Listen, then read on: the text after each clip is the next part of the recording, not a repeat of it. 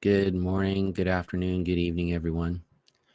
Thought I would try coming on at a specific time, like 9 a.m. here in California. And I had seen something on Instagram this morning that talked about behavior. With everything that's been going on over the past year, almost 2 years, coming up. Well, in March it'll be 2 years with the COVID stuff, or a year. Let's see, March to March. March of 2020, March 2021. Yeah, 2 years. And we'll have another year or so to go with this stuff. There's with cancel culture being a thing, people being so emotionally intoxicated on fear that people are, relationships have ended as a result of people having differences of opinion or differences of perception. And there's this lack of, it's just about safety, really. Safety is the most important thing in a person's life. And that's a big topic, so I won't get into that today. But what happens is, what I want to talk about is about judgment, judging people, and the axiom, seek first to understand, then to be understood. And I have a way that I do this. And what is the byproduct? What is the product of that, of doing that? The product of doing that, is empathy. And empathy is really important because empathy is the thread of connection. Ooh, that's a good one. That's a Davidism. I have 100 million Davidisms. So empathy is the thread of connection. It ties us together. When we don't have empathy, we cannot truly connect to others because we're not really trying, or we're not really able to do it. So seeking first to understand, then to be understood. And so what happens? So I just want to and I had talked about this in a video that I had done, or I was a guest on with my friend Susie Dallin, Susie Motivate on Instagram, and about relationships, and how if we seek first to understand, then to be understood, we can foster greater connection in our relationships and often prevent a collapse of that bridge of connection in relationships under moments of stress. So, which would be, the fuel for arguments, whatever, because we can get caught up in our own experience and forget there's another person there having their experience. So I just want to share a couple things. So what is that? So first off, you have your situation, your experience. Then you have the other person's experience. Then you have your experience of yourself as an observer, because we can do that, human beings. And then you have your experience of the other person as an observer. If you choose to do that, you can either experience them and be caught up in that. You can really go deeper into that. And then they're doing the same thing. So they have their own experience. They have their experience of you. They have their experience of themselves experiencing you. And they have their experience of you experiencing them. So there's all this experience, this web of experience going on. And all of these experiences, our minds are working hard to make meaning of it all. And how does our mind make meaning of it all? Well, it has to go back and refer to some sort of information or data, which tells it what kind of category experiences it's in. So these are, where do we get this information? In our developmental years. So we have an experience of person, and then we have to go back through the file cabinet. Sorry, 21st century, the hard drive of experiences, know like what to do. And that's on a very, it's not even on a cognitive level. That's actually on a somatic level, or the body is having experience it. When I went to hypnotherapy training, I learned that the subconscious mind is, it exists in the body. So we have a somatic or body experience, and then our mind has to figure out what that is. And oftentimes people have been, as they've had experiences growing up, or their developmental years, they were taught to cut this off from this, or cut this off from this. This is the decision maker. This is the sensory organ. It's all these things, and we operate just like a ship, right? Like in the military. Okay, so and that's for me, that's the way, having a military background, this is the kind of metaphor that I use because I'm familiar with it. A warship, for instance. A warship has an array of sensory systems. It has a radar that is a surface radar that looks for other ships so that it knows not to bump into them, or if they, or if there's like a wartime situation. But where's the bad guys? It has an air radar, which is like looking for airplanes. Where's our friendly airplanes? Where's our bad guy airplanes? It has sonar, which is looking for the submarines, and also let's not run around. How deep of water are we in? So then there's other sensors, right? So then there's sensors that are picking up transponder signals from airplanes that are the friendlies, called IFF, identification, friend or foe. And every airplane in any nation's military has this technology so that they don't get shot down. Or it's just an ID card, if you will. ID cards are really big here.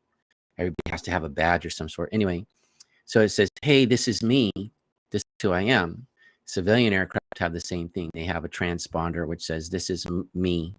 This is who I am. And air traffic control manages them.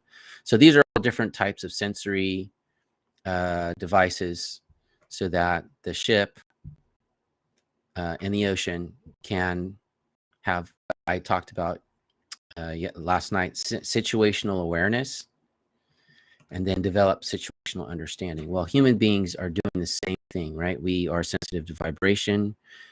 We are sensitive to sound, which is higher frequency vibration. But just imagine like the rumbling of a vehicle, or ever, when you feel things in the ground. We are or loud noises, right? We are sensitive to light. We're sensitive to heat, right? What else? We have touch, tactile senses, sensory, and olfactory, and gustatory, which is taste. And then we are also sensitive to the emotional energies of other people. Now, this is a lot of information to track. Well, how do we track it? How do we track this information? Well, most of it is done on a subconscious level. It's not up here. It's so subtle, we don't even notice it. And oftentimes people will go to classes and they'll spend money on workshops to develop these conscious connections with these things, right? So we've got all this going on right now. And so then on top of that, we have to, instead of being in this wide array, I'm sure many people have seen the thing with the little line that goes around on the radar screen in the movies or whatever, this thing, and that's the radar dish sending out a signal, having it bounce back or whatever. Well, when we are interacting with another person, our attention becomes, not only is it diverted into our environment, right, but it becomes that becomes secondary.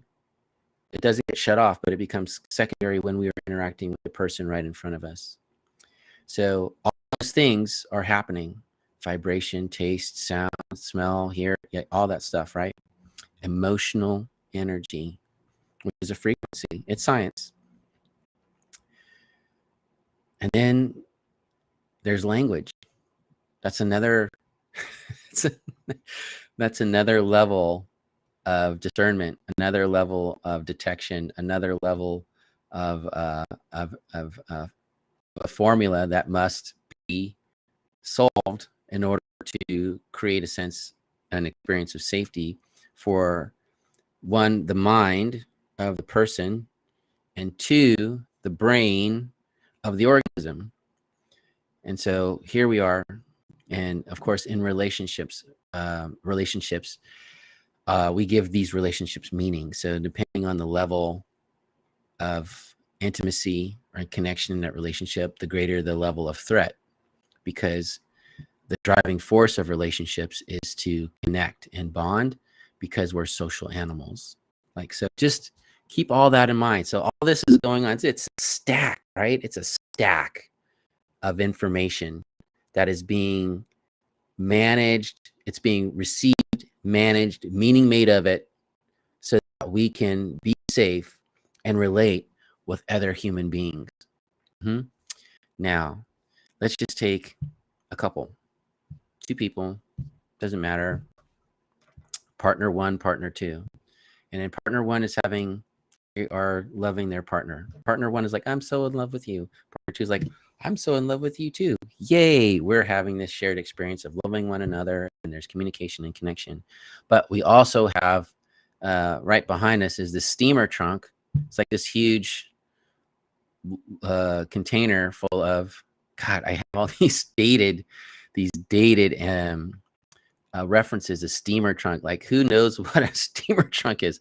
Someone who's probably 70 or 80 years old knows what a steamer trunk is. Someone who's 30 probably doesn't know what a steamer trunk is. No worries. It's just a big, like, think treasure chest. Okay. So anyway, I crack myself up with my antics. Anyway, so so what is it full of? It's full of our emotional baggage, which is all the things in our past which we look to make meaning of our present experiences. Big deal, right? Because based on our experiences, everybody's experience is subjective. Their present experience is subjective to their past experiences and the meanings that they have back there in that container, that treasure chest full of stuff, baggage, which allows them to be safe by making meaning as a point of like, oh, it was like that. It was, oh, that was like when I was 3 years old, and I was shamed by my parent. And so, like, when my partner too says, you didn't put the dishes away, they're still sitting in the dishwasher. 3 years old, you did something wrong. I'm a, which I'm a worthless pile of, what. That's from back there. They had to go through and look through that, throw out all, all that stuff to find the right. Okay, I'm ashamed. I'm worthless, and I should be ashamed of myself. So this is really important, because when we talk about seeking first to understand, then to be understood, as a way of bridging connection, bridging the gap between one person's experience and another person's experience, and so that we can connect to them, it's important to step out of our own experience, not as a means of forgetting about ourselves. No. But we also want to include what the other person is experiencing and do our best to understand, so that we're not taking their experience as part of our own experience. Now, this is tricky, because remember I was talking about the ship, and all that ship is doing is it's like looking out away from itself. And our eyes are focused on away from ourselves. Our ears are focused out away from ourselves, right? So everything, all the attention is on the external environment, but there's also what's going on inside, which is the meaning of experience. Yeah. Complicated. It's a complex system, but it's really, really important because it keeps us safe. So, first thing, seek first to understand. Understand who, understand what? Well, first, ourselves. We are always receiving information. So we want to take that information, pardon my adjustment, take that information, make meaning of it, and have situational awareness, and then understand it. This is because I'm talking about judgment here. And when we judge, we create distance. And what I'm going for is how to bypass that or put it in a different place or give it a different meaning so that we can have connection. So first off, knowing ourselves well enough to have the inventory of that treasure chest of baggage, that luggage, that suitcase behind us of baggage that says I'm supposed to be ashamed of myself because I didn't do something right and my partner is complaining about it. Seems minor, but it can be big. Everything that we experience is important.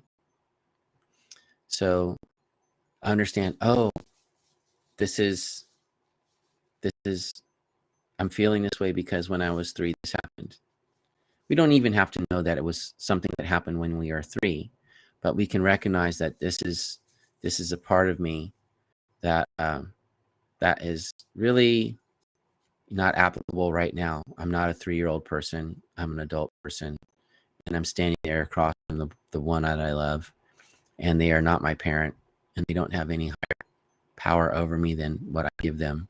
They are my equal, ideally, right? They're my equal, ideally, and they're just expressing some displeasure because maybe things are inconvenience in their life, nothing more than that. So all of that is what self-awareness and self-understanding. So what in the analogy of the ship has those systems that do self-checks all the time, and crew that make sure everything's running well all the time. And so they have to know what's going on in the ship to make sure that the ship is able to do all those things. Well, our bodies do the same thing. But we have to be in a conscious awareness, not necessarily an unconscious awareness. This awareness is happening all the time, even when we're sleeping. But bridging the gap between unconscious awareness and conscious awareness is what gives us the edge up to be safe. Now, we can judge them, right? First thing we want to do is identification, friend or foe. They're saying something that is not pleasant to us because we maybe have put us judgment on ourselves. Oh, shame, or the possibility there, the opportunity is there. So okay, so that can mean shields up, man the guns, prepare all defenses for the assault. Or, oh, they're experiencing an inconvenience and it's important to them. This is significant to them. Well, now we have to step out of it. Now's the time to step out of our experience and find that empathy and see and connect with that, with their experience, and try to understand it. First, by being aware. Oh, it's 7 a.m. We're up getting ready for work. They're tired. They didn't have their coffee yet. And why are they complaining? Because they went to the cupboard to get their coffee mug and it wasn't there. They had to the dishwasher and they're just really tired, and they would rather to have been able to find their coffee mug in the first place. Looked. How do I come up with these things? This is funny. It's absurd, but it's realistic, right? So now we have to go, okay, this experience. They're having an experience. Now we can do 2 things. We can do thing one, reaction, which is it's just like immediate, it's reflexive. Or we can go through that whole process that I just went through, which actually takes us less than a split second, a fracture of a split second, and connect with ourselves and then connect with them and then approach them from a place of empathy. Like, oh, wow, yeah, I'm sorry. I was too tired last night. I fell asleep and I didn't put the dishes away. Do you want me to get the creamer out of the refrigerator? So what do we just do? First off, we could have judged them through emotional reaction. We could say, you know what, you're being quite the, unpleasant person. Insert descriptive there. And as a means of what? Attack, because we feel we need to defend. But it's not personal to us, right? Because we made the distinction between a childhood experience and an adult experience. Because we have adult level wisdom, we can tell the difference, and we know it's not us. Maybe we forgot. Maybe we were too tired. Doesn't matter. It's not the end of the world. But to a child, to that 3-year-old inside, it felt like the end of the world, and it felt like banishment. Deep. So then we take that self-awareness, which is a situational understanding based on situational awareness of self. We include the other person's experience. This is big, including the other person's experience. And we look at them and we say, they're tired. They would have liked to have had the coffee mug in the cupboard where they could have just grabbed it this morning, but it wasn't there. We can then approach them from, well, yeah, sorry. Yeah, I know weren't expecting that. And then we can do what's called, and of course, what are they doing over there? They're judging you for being lazy or not doing something that they had counted like disappointment. There's a disappointment there because maybe you had a conversation where they said, hey, I did the dishes. I ran the dishwasher last night or earlier today. Can you put them away? And you said, oh yeah, sure. No problem. I got it. And then, the ball was dropped. Oh, well, the ball was dropped, not the end of the world, but it can feel that way. And so these things, which I'm depicting as something is maybe seem very nominal, actually, these are the reasons why people, their marriages fall apart, their relationships fall apart, because this is just one thing, but it's a lot of these micro fissures that happen, these small incidents that happen over time and over time and over time and over time, where that practice of seeking first to understand ourselves, then the other person, the lack of situational understanding, because we don't have that connection to conscious awareness, it doesn't happen. And we end up being preoccupied with safety, which means that we put ourselves in this place of antagony between ourselves and the person we love. And then these things happen all the time. And then what do we do is, to protect ourselves, we have to vilify the other. We have to make ourselves innocent, and we have to make them guilty. Even if we're guilty because we didn't put the dishes away, we have to make them guilty of being mean or insensitive because we feel hurt. And so it doesn't make sense to ourselves to have someone whom we love and care for and connect with hurt us. So we have to rationalize the experience to make meaning of it.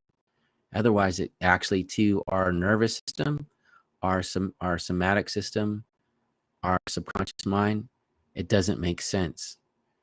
It becomes a syntax error or in the program. So naturally, we have to make them the bad guy.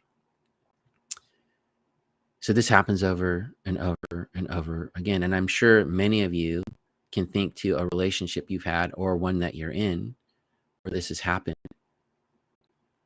This is a big deal, because just by doing the simple practice of seeking first to understand, then to be understood, yourself and then the other, and then having a mindful response or a thoughtful response versus a mindless reaction, right? We can maintain and establish and maintain connection, or reconnect when there's been a fissure, loss of rapport between ourselves and those that we love.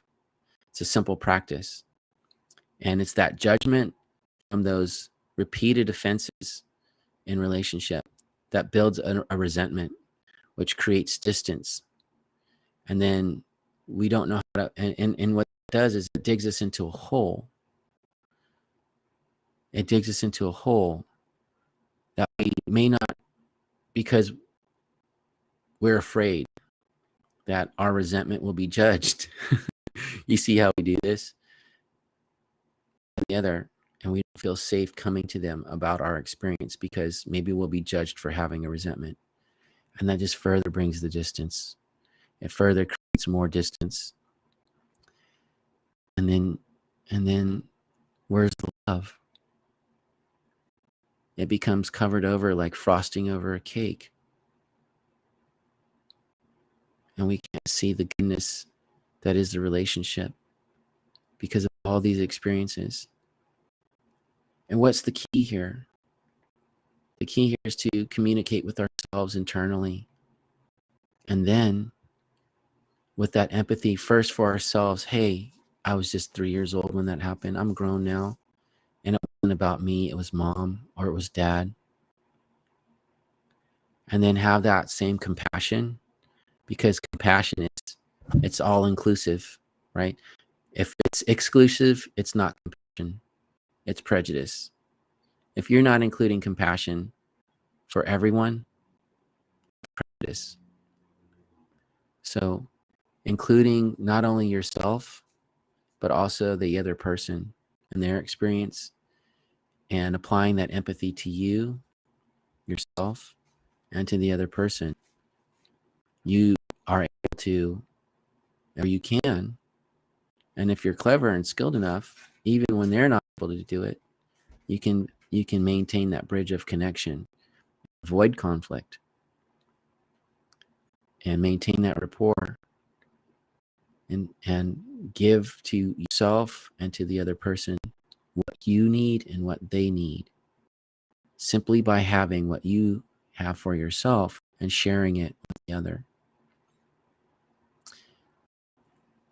I said earlier, I said in the scenario, like, oh, do you want the creamer? What does that do?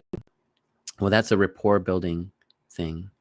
What that does is it says to the other person who has just judged you for disappointing them, because there's a meaning there. Oh, I'm not important. It's implied. We don't know that for sure, but the mind goes where the mind goes in a split second. And it says to them, your needs are important to me. I may have not met them last night by putting the dishes away, or it may seem that way, but they are important to me. And I know that you like creamer in your coffee, so let me get that for you. It's the attention to detail that can repair the rift and reestablish that connection in a heartbeat, in a split second. And then the flow can continue. The flow of connection can continue. So this is a big deal. This is just a simple scenario. This is something that I wanted to talk about. And what it is, the thing that I do with that, seeking first to understand, then to be understood for myself or the other person, establishing and maintaining empathy and connection. It's about separating the person and the virtue of the person from their behavior. We are not our behavior. Now, I use a very small, seemingly inconsequential scenario, but how many times do we see people depicted in the media or in other interactions, especially in these heightened times of stress and fear, and we automatically go into defensiveness and resentment and anger and antagonism and even aggression and judgment. And what are we doing is we're not seeing the person, we're seeing the behavior. We're making meaning out of the behavior and attaching it to them. And in that process, what we're doing is we're dehumanizing them. We are putting them out of sameness, because they're human like us, into making them something different than us.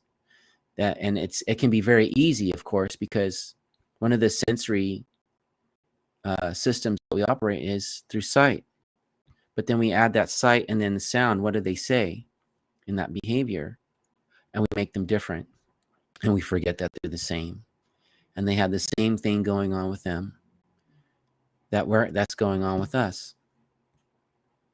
So when people are judgmental, what do? Well, I think about, why are they being judgmental?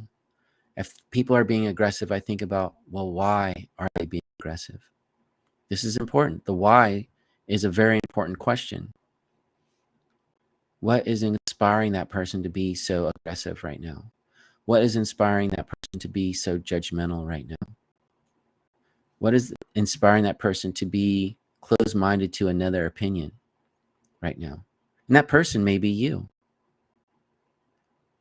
And this is like a great question, not just about another person, but this is a great question to ask yourself. Why am I being this way?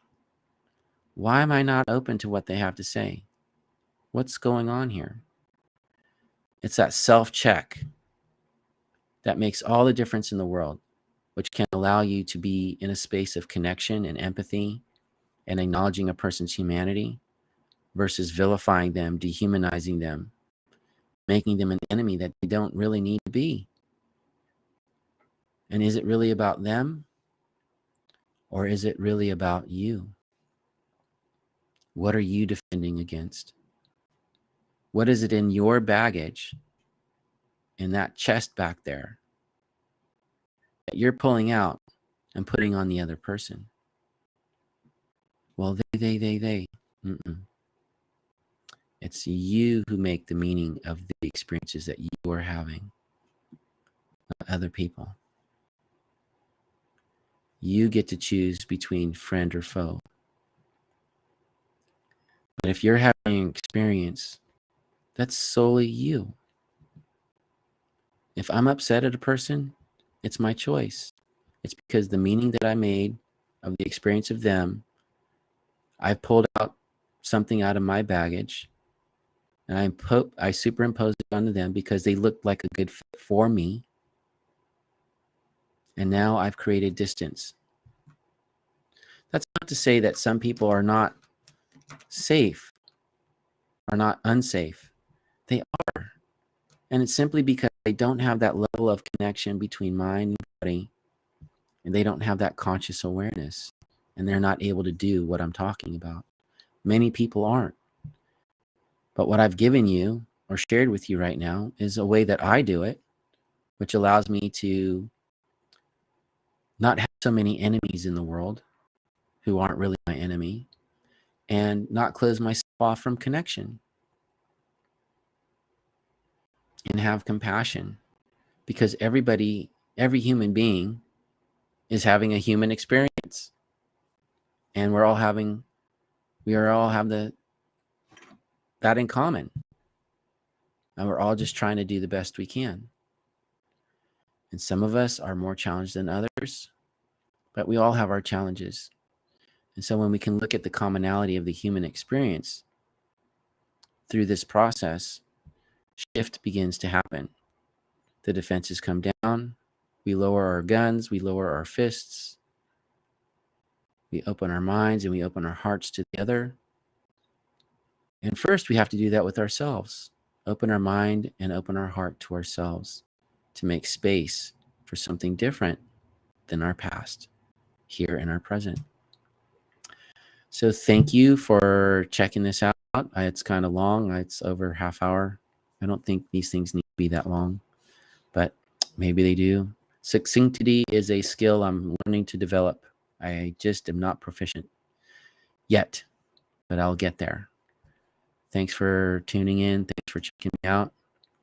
I wish you all a wonderful day, and I'll be on here later to practice more with this stuff. Take care.